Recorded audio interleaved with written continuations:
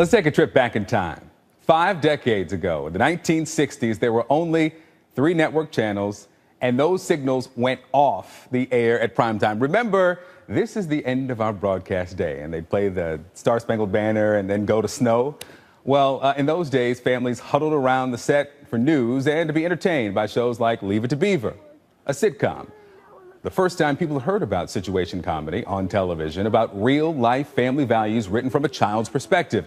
Jerry Mathers played the child called the Beaver, the Beeve. And I asked him what impact his show had on Americans back in those days. You know, I think it was something that was brand new. People were absolutely astonished because they were used to radio where they would just hear people and never got to see them. They could go to the movies, but to be able to bring television into your home was just a phenomenal idea. In fact, when television first came out, people used to stand in front of electronics stores viewing in the window just because they couldn't believe that they were seeing some of their favorite stars, and it was almost like they were right next to them. What was the impact of the Cleaver family on America then? You know, the Cleaver family was a real-life family. All the episodes of Leave It to Beaver in their kernel are from real life. So they just weren't people, and I think that's what happens on a lot of the shows today. They weren't people going in and writing jokes. We didn't care if there were laughs or not. They were trying to write a very, very good show that had a moral to it, and it was something that not only appealed to adults, but also to kids. And to that end, how has scripted television changed over the last 50 years from your perspective?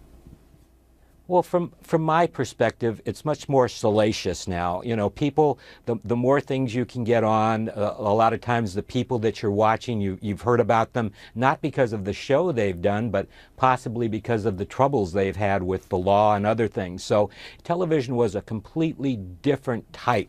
It was situation comedy. You sat there for a half hour. It wasn't people just going out and being themselves on what we call so-called reality TV, because a lot of that is very much scripted and not scripted, but they create the situations to be able to create drama.